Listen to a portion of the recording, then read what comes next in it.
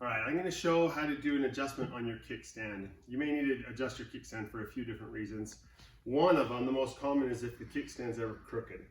And the kickstand's designed, it fits into the frame the same way that the seat post goes into the frame. It has some bolts, but it's designed that way so that if for some reason you clipped a curb or something in the street and it hit the kickstand, if it was welded in part of the frame, it would destroy the kickstand. It would just rip the weld loose, or it would break something. So if you do hit something, it's going to end up twisting that. So you either need to twist it back, or if you want the kickstand adjusted higher or lower, this is how you'd go about it.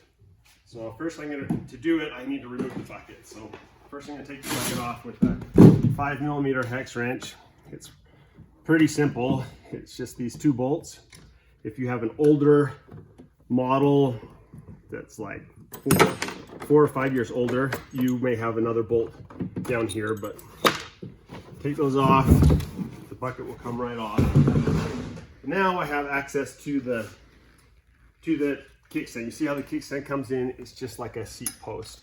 So I would loosen these two bolts, and you need to make sure that you loosen them on the right side. These bolts are keyed, meaning that I can't loosen it on this side.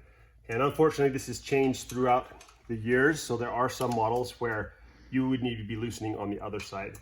So it becomes pretty obvious though when you start trying to loosen them if they're not going to move or not. And ideally is if I have 1/4 to 1/2 inch gap under my rear wheel when it's on flat ground like this.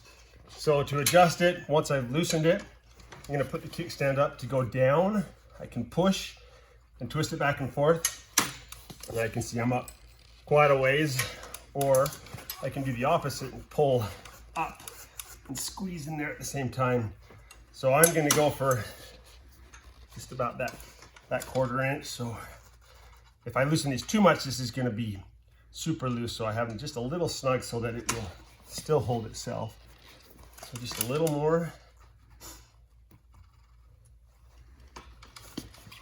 All right, my gap is good. And then I want to make sure that the kickstand is exactly 90 degrees to the frame. So I'll adjust that a little bit, and then go ahead and tighten the kickstand back up.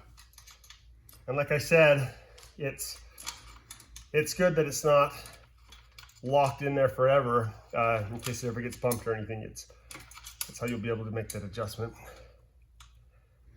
So crank these back down, and you're set.